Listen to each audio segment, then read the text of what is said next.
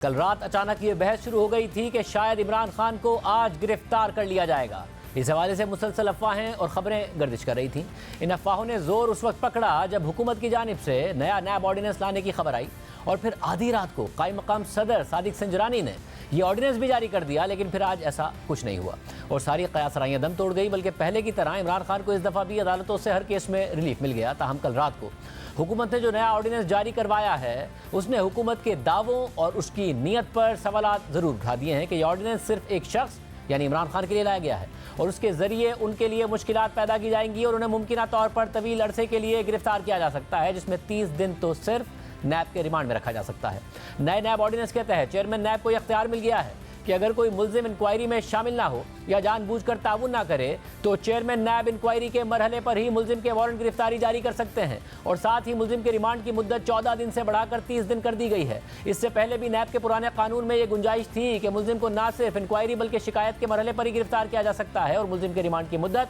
90 दिन होती थी। मगर मौजूदा हुकूमत ने ही इस कानून को तब्दील किया था और गिरफ्तारी के लिए केस का शिकायत और इंक्वायरी के बाद इन्वेस्टिगेशन के मरहले तक पहुंचना जरूरी करार दिया था और रिमांड की मुद्दत भी कम करके 14 दिन कर दी थी। और इस तरमीम के दौरान हुकूमत ने नैब के पुराने कानून को काला करार देकर उस पर सख्त एतराज़ात भी किए थे और अपनी नई तरमीम का भरपूर क्रेडिट भी लिया था और ये क्रेडिट भी लिया था कि इसी तरमीम की वजह से इमरान खान को भी फ़ायदा हो रहा है। लेकिन आज जब इमरान खान के खिलाफ अहम केसेस की समातें होना थी तो उससे चंद घंटे पहले आधी रात को हुकूमत ने कायम मकाम सदर सादिक संजरानी के जरिए ये ऑर्डिनेंस जारी करवाया और अपने ही कानून को बदल दिया और उसे मज़ीद सख्त कर दिया और वो तब्दीलियाँ कर दी जिसकी वो खुद सख्त नाकिद हुआ करती थी। सिर्फ यही नहीं, आज इमरान खान की कुछ अहम पेशियाँ थीं, बल्कि सदर डॉक्टर आरिफ अलवी को भी हज के बाद आज ही वतन वापस पहुंचना था, जिससे इन अफवाहों को मज़ीद तक़वियत मिली और तहरीक इंसाफ के रहनुमाओं ने खदशात का इज़हार किया कि सदर आरिफ अलवी के वतन वापस पहुंचने से पहले हुकूमत कायम मकाम सदर सादिक संजरानी से ऑर्डिनेंस जारी करवा कर अगले दिन इमरान खान को गिरफ्तार कराना चाहती है। लेकिन आज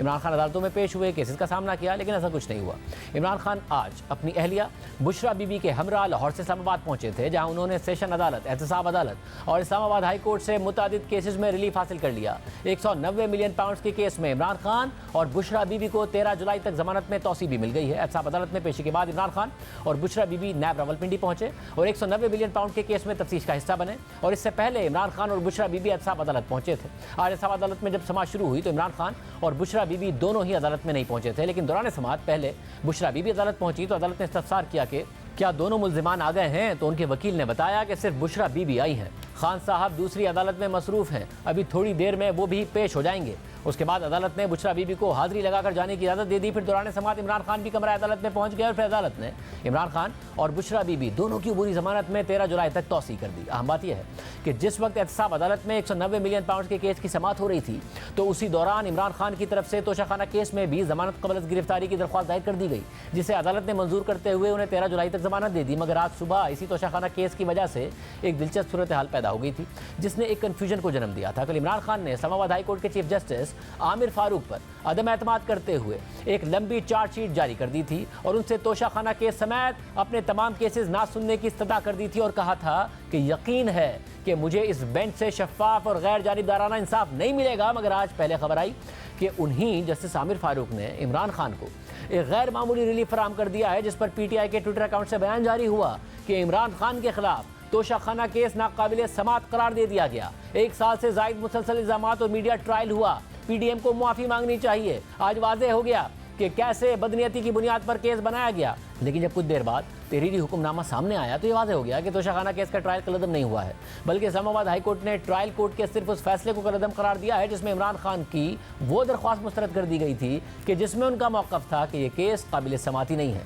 ट्रायल कोर्ट के 5 मई के उस फैसले को इमरान खान ने इस्लामाबाद हाई कोर्ट में चैलेंज कर दिया था, जिस पर अदालत ने पहले स्टे दिया हुआ था और आज फैसला सुनाते हुए ट्रायल कोर्ट से कहा कि वो एक हफ्ते में तोशाखाना केस काबिल समाअत होने का मामला दोबारा सुनकर फैसला करे। इसके अलावा इमरान खान के एक और केस के हवाले से भी आज ड्रामाई सूरत हाल पैदा हो गई। गुज़िश्ता दिनों कोयटा में कत्ल किए जाने वाले वकील अब्दुल रज़ाक शर के केस में इमरान खान की अबूरी जमानत का आज आखिरी दिन था और इस केस में रिलीफ हासिल करने के लिए इमरान खान ने सुप्रीम कोर्ट से रजू किया था, जिस पर आज जस्टिस एजाजुल एहसन और जस्टिस आयशा मलिक पर मुश्तमिल 2 रुकनी बेंच ने समाअत की और यह कहकर इमरान खान की गिरफ्तारी से मुतालिक अबूरी रिलीफ देने से इनकार कर दिया कि सुप्रीम कोर्ट का 2 रुकनी बेंच हाई कोर्ट के 2 रुकनी बेंच का फैसला मुअत्तिल नहीं कर सकता। इसके बाद इस केस में भी एक दिलचस्प सूरत हाल पैदा हो गई। सुप्रीम कोर्ट से इमरान खान को रिलीफ नहीं मिला तो इमरान खान इस्लामाबाद हाई कोर्ट पहुंच गए और वहां के 2 रुकनी बेंच ने फौरन उन्हें रिलीफ फराम कर दिया और उस बेंच में भी वही चीफ जस्टिस आमिर फारूक शामिल थे जिनको कल इमरान खान ने चार्जशीट किया था और कहा था कि वो उनसे इंसाफ की तवक्को ही नहीं रखते। जस्टिस आमिर फारूक के साथ इस बेंच में जस्टिस मियां गुल हसन औरंगजेब शामिल थे, जिन्होंने वकील कत्ल केस में इमरान खान को 14 दिन की हिफाजती जमानत दे दी। हालांकि आज सुप्रीम कोर्ट में इस केस की समाअत हुई थी तो अदालत ने लतीफ़ खोसा की कोई भी सज़ा मंजूर नहीं की थी और इमरान खान को रिलीफ देने से इनकार कर दिया था। सुप्रीम कोर्ट में समाअत के दौरान इमरान खान के वकील लतीफ़ खोसा ने अबूरी जमानत देने की सज़ा करते हुए कहा था कि मेरे मौक्किल की जान को खतरा है, मेहरबानी फरमा कर गिरफ्तार ना करने का हुक्म दिया जाए। तो जस्टिस एजाजुल एहसन ने उनसे मुकालमा किया कि हम दूसरे फरीक को सुने बगैर इस सतह पर कोई हुक्म जारी नहीं कर सकते हैं। सुप्रीम कोर्ट का 2 रुकनी बेंच हाई कोर्ट के डिवीजन बेंच का फैसला मुअत्तिल नहीं कर सकता है। तो लतीफ़ खोसा ने मौका अख्तियार किया कि लार्जर बेंच बनाकर कल मुकदमे की समाअत का हुक्म दे दें। तो जस्टिस एजाजुल एहसन ने जवाब दिया कि लार्जर बेंच बनाना हमारा अख्तियार नहीं है, इस मामले में हम मफलूज हैं, चीफ जस्टिस से दरख्वास्त करें, मुमकिन है कि केस आज ही मुकर्रर हो जाए, अभी फौरी तौर पर आज का हुक्मनामा दस्तखत करके भेज देते हैं। इस दौरान लतीफ़ खोसा ने मौका अख्तियार किया कि पिछले 1 साल से इमरान खान हिफाजती जमानत के लिए एक से दूसरी अदालत के चक्कर काट रहे हैं। उनके खिलाफ 150 से ज़ायद मुकदमा दर्ज हैं। अगर अदालत ने आज हुक्म ना दिया तो गिरफ्तारी भी हो सकती है, इसलिए अदालत गिरफ्तारी रोकने का हुक्म दे। लेकिन 2 रुकनी बेंच ने लतीफ़ खोसा की सज़ा मुस्तरद कर दी, मगर फिर इस्लामाबाद हाई कोर्ट से इमरान खान को इस केस में भी रिलीफ मिल गया और हिफाजती जमानत मिल गई। मगर क्या हुकूमत नई तरमीम के साथ, नैब में नई तरमीम के साथ इमरान खान की तवील गिरफ्तारी की प्लानिंग कर रही है?